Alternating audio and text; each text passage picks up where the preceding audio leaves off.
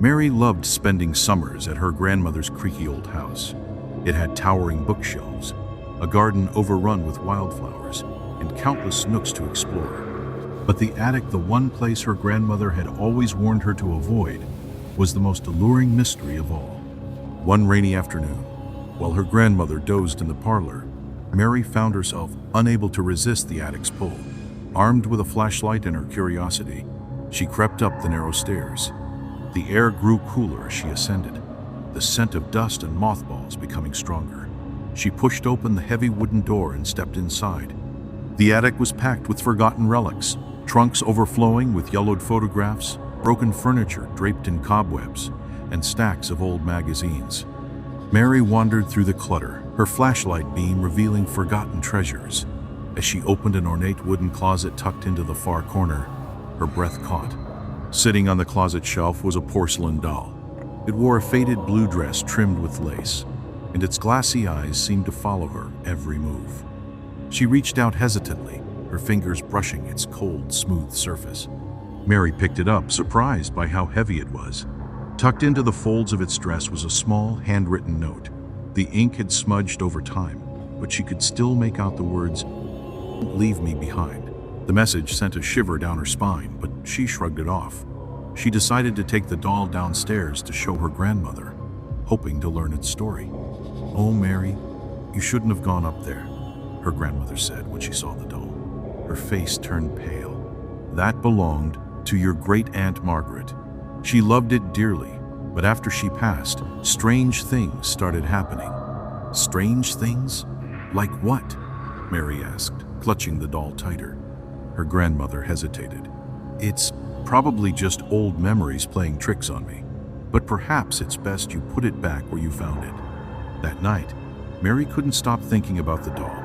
She had left it in the closet of the guest room before going to bed, but she felt uneasy, as though unseen eyes were watching her. She pulled the covers tightly around herself and drifted into a restless sleep. A soft thud jolted her awake. She squinted in the moonlight streaming through the window and froze. The doll was sitting on the foot of her bed, its head tilted slightly, as if observing her. Mary's heart raced. She distinctly remembered leaving it in the closet. Summoning her courage, she grabbed the doll and rushed back to the closet. She shoved it inside, slammed the door shut, and bolted it with an old latch she found hanging on the doorframe. She returned to bed, trying to convince herself that she must have brought it out earlier and forgotten. But the unease only grew. As she lay there, she swore she could hear faint whispers, so soft they seemed to dissolve into the darkness. She told herself it was the wind, and eventually fell into a fitful sleep. When morning came, the doll was gone. Mary checked the closet, her heart pounding in her chest. The doll was nowhere to be found, but on the inside of the closet door, something new had appeared. The words, "Are we playing?" were scratched deep into the wood, the jagged lines still fresh. She stumbled back, her stomach twisting with fear. She ran to her grandmother and blurted out what had happened. Her grandmother's expression darkened. "You must have dreamed it," she said, though her voice wavered. "The mind can play cruel tricks. Let's not talk about this anymore." Mary could see the fear in her grandmother's eyes. That night, she locked her bedroom door and kept the lights on, but sleep did not come easily. Around midnight, the faint creak of the floorboards outside her room made her sit up in bed. She held her breath, listening intently.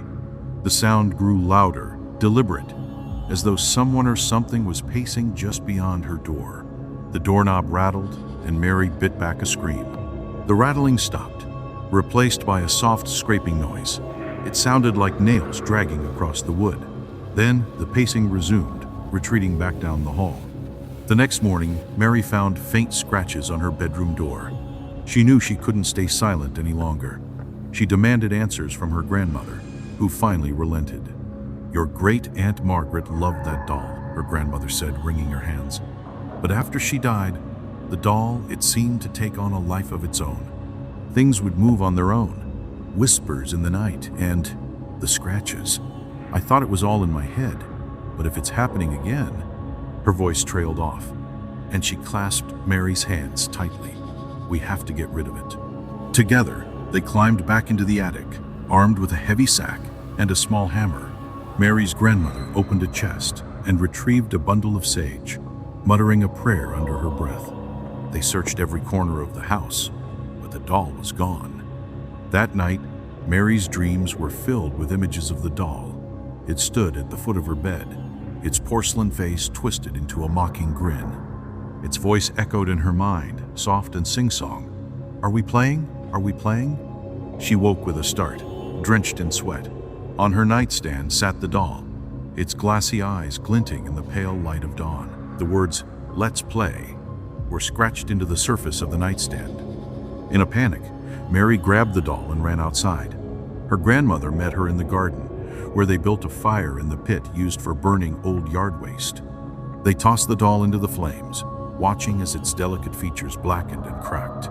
The fire roared unnaturally high, and for a moment, Mary thought she heard faint laughter carried on the wind. The doll lit ash. Mary and her grandmother never spoke of the doll again. But every now and then, Mary would wake in the middle of the night, her heart racing, convinced she could hear the faint creak of tiny footsteps just outside her door.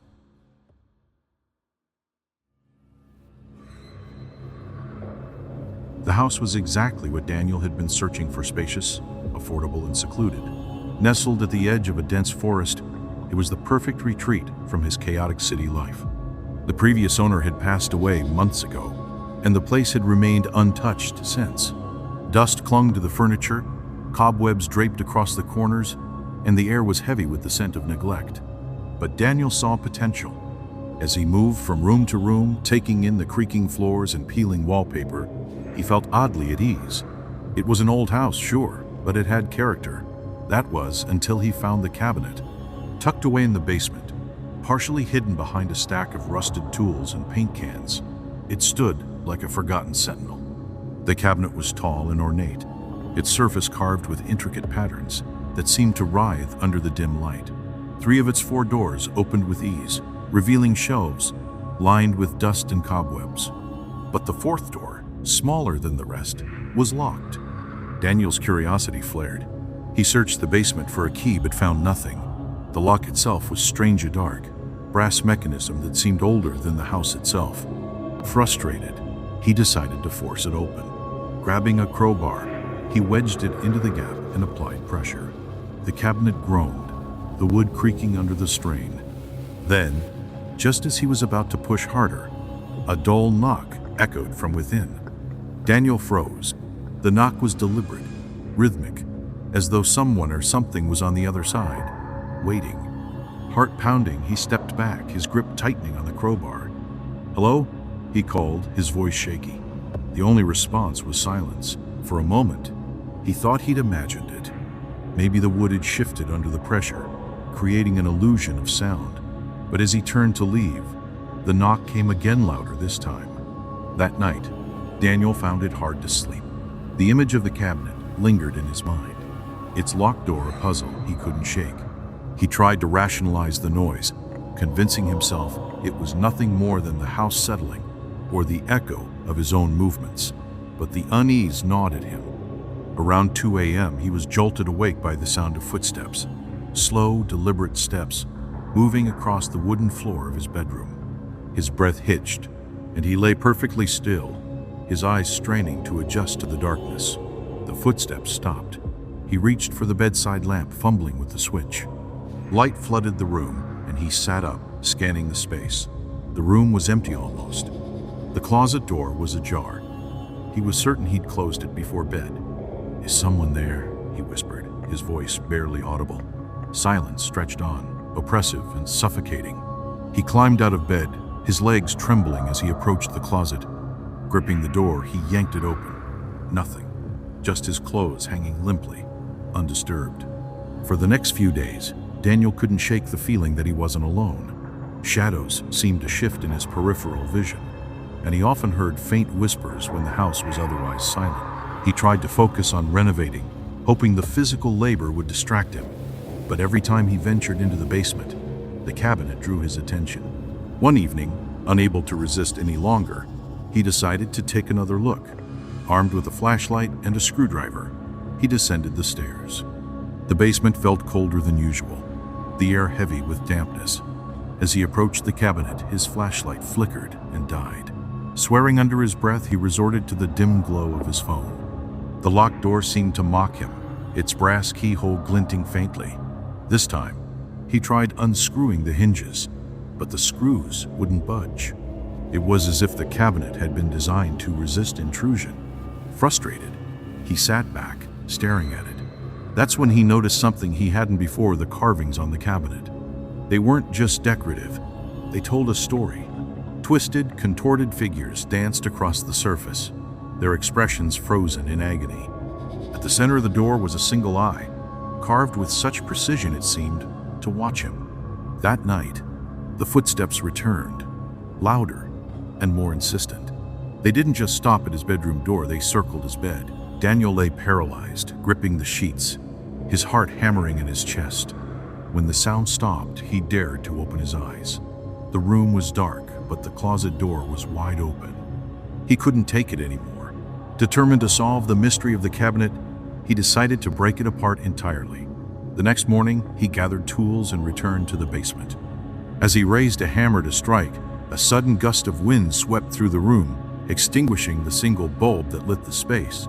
The hammer slipped from his hand, clattering to the floor. And then he heard a low, guttural whisper, coming from inside the cabinet. "Let me out." Daniel stumbled back, his mind racing. The voice was hoarse, barely above a growl, but it was unmistakably human. He wanted to run, to leave the house, and never return, but his legs felt rooted to the spot. The cabinet began to rattle, the locked door shaking violently, as if something inside was trying to break free. Terrified, Daniel bolted upstairs, slamming the basement door behind him. He grabbed his phone and called the police, his words tumbling over each other as he tried to explain the situation. When they arrived, he led them to the basement, his hands trembling. But the cabinet was gone. The tools he'd left scattered on the floor were neatly arranged, and the basement looked undisturbed. "Are you sure, sir?" one of the officers asked, his tone skeptical. Daniel could only nod, his mouth dry. They left soon after, advising him to get some rest. That night, Daniel packed a bag. He didn't care about the house or the money he'd invested. He just wanted to leave. As he loaded his car, he glanced back at the house one last time. In the window of the master bedroom, a shadow stood motionless, watching him. He drove away, vowing never to return. But even miles away, in the safety of a motel, he couldn't escape the feeling that he was being followed. The whispers returned, louder and clearer than before. And when he turned out the lights to sleep, he swore he saw the outline of the cabinet in the corner of the room.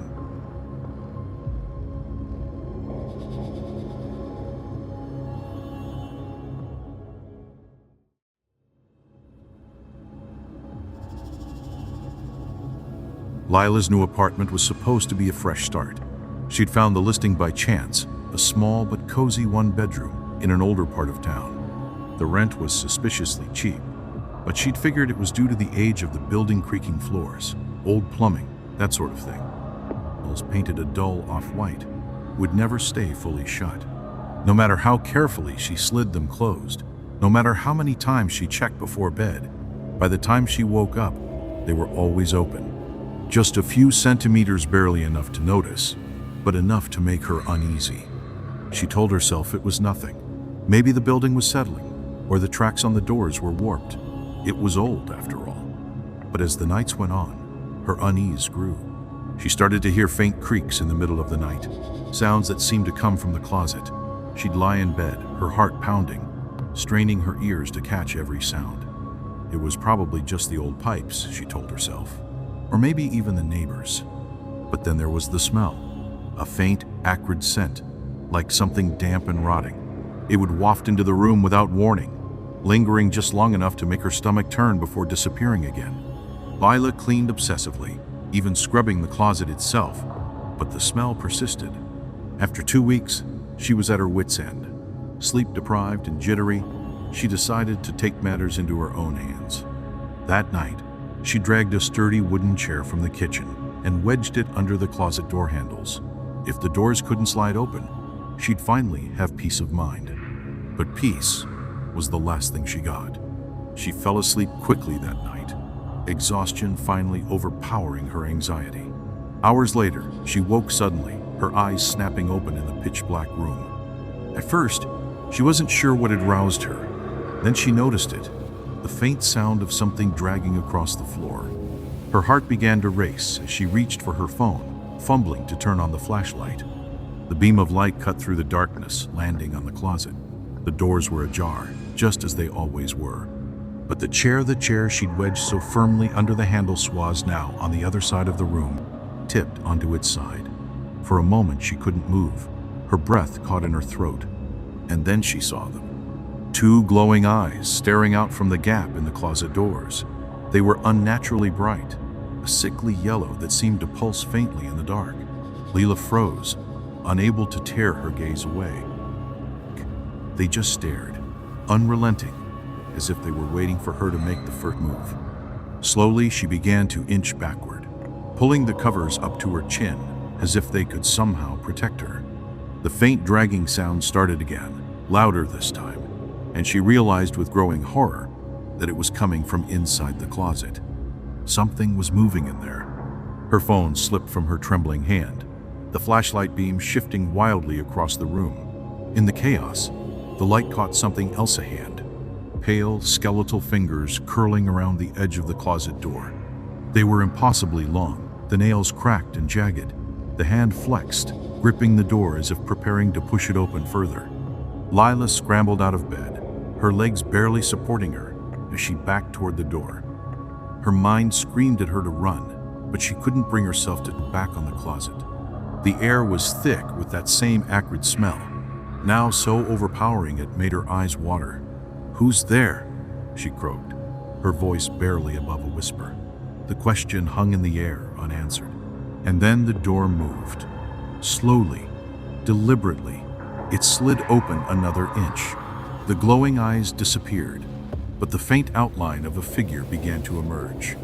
It was hunched, impossibly thin, its limbs contorted at unnatural angles. It took a shuddering step forward, and the floor beneath it groaned in protest. Leela bolted. She ran out of the room, down the hall, and into the living room, slamming the door behind her. Her hands shook so violently she could barely lock it.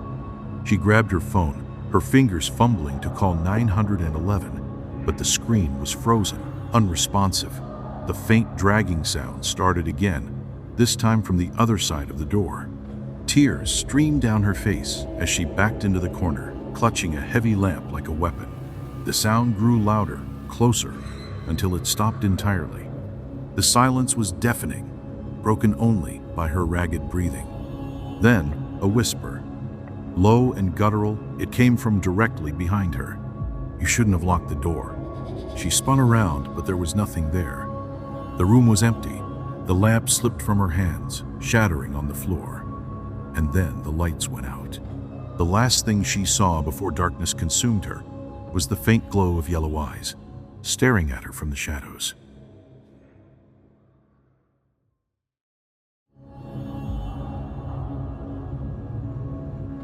It started on an ordinary Tuesday night. Henry, a 10-year-old boy with a sharp imagination, had always been wary of the dark corners of his room. The shadows that the moonlight painted on the walls never settled right with him, but he chalked it up to being a kid. That night, though, something was different. He noticed the closet door was slightly ajar, just enough to show a sliver of darkness inside. He swore he had closed it before bed, as he always did. At first, he thought it was nothing. Maybe the latch hadn't caught, or maybe he had forgotten to push it fully closed. But then he felt it, an overwhelming sense that something was staring at him from the closet. He could almost hear the faintest of breaths, slow and deliberate, coming from the darkness. Henry froze, his breath caught in his throat. His eyes darted to the door, his imagination painting terrible things in the shadows. "Mom, Dad!" he finally managed to yell, his voice cracking with fear. Within seconds, the sound of hurried footsteps echoed down the hall. His parents burst into the room, their concerned faces lit by the soft glow of the nightlight on his dresser. "What is it, honey?" his mom asked, her voice full of worry. Henry pointed at the closet, his hand trembling. "There's something in there," he whispered. "It's breathing. His dad frowned, flipping the light switch. The room flooded with brightness, and they all turned to the closet. The door was shut tight. "There's nothing there, sweetheart," his mom said gently, walking over to the closet. She opened it wide, revealing rows of hanging clothes, a few shoeboxes, and nothing else. "See? It's just your imagination." Henry shook his head violently. "No! I heard it! It was breathing, I swear!" His dad sighed, rubbing his temples. "It's probably those scary books you've been reading. We've told you not to read them before bed." "I didn't," Henry protested, but his parents weren't convinced. They kissed his forehead, turned off the light, and told him to go back to sleep. As soon as the door clicked shut, Henry's eyes darted back to the closet. It stayed closed, but he couldn't shake the feeling that something was watching him from the other side. The nights that followed were no better. Each time Henry went to bed, he felt the same oppressive presence coming from the closet. Sometimes, he thought he saw movement in the shadows when the door was ajar, just a flicker of something impossibly tall and thin. The worst part was the breathing. It was always faint, but unmistakable, a slow rasp that sent chills down his spine. Henry tried everything. He pushed a chair in front of the door, wedged it shut with books, even tied the handles together with a jump rope. But no matter what he did, the door would be ajar by the time he woke up, and the feeling of being watched would return. One night, he decided to stay awake. Armed with a flashlight and a baseball bat, he perched on his bed and kept his eyes glued to the closet. The hours ticked by, and he fought the pull of sleep with every ounce of his willpower. Around 3 a.m., when the world was at its quietest, the door creaked open. Henry's breath hitched. The darkness inside the closet seemed deeper, more alive. He could just make out a shape standing there, tall and thin, with limbs that bent at unnatural angles. Its head was cocked to the side, as if studying him, and its eyes, "Go away." Its eyes were too. His voice wavered, but the words rang out in the silence. The figure didn't move. Instead, it took a slow, deliberate step forward, its joints cracking loudly in the quiet room. Henry shone his flashlight directly at it, but the beam seemed to do nothing. The creature's form stayed shrouded in darkness, as though the light couldn't touch it. Panic set in. Henry swung the bat wildly, but the creature moved faster than he thought possible, dodging his strikes with fluid, almost serpentine movements. It let out a low, guttural laugh, the sound grating and inhuman. "What do you want?" Henry whispered, tears streaming down his face. The creature didn't answer. Instead, it pointed one long, clawed finger at him, its grin widening to reveal rows of jagged teeth. Then it stepped back into the closet, its glowing eyes the last thing to disappear as the door swung shut with a soft click. Henry sat there, trembling, until the first rays of dawn seeped into his room. When he finally worked up the nerve to check the closet, he found it empty once again. But he knew better now. The creature was still there, waiting. From that night on, Henry refused to sleep in his room. His parents tried to convince him it was all in his head, but the fear was too real. They let him sleep on the couch, thinking it was just a phase. But even there, he couldn't escape the feeling that the creature was watching him, lurking just out of sight. Then came the night he woke up to find the closet door open in the living room. He didn't even have a closet there. But the same oppressive darkness spilled out, and the creature stepped into the room, its glowing eyes locked on him. This time, there was nowhere to run.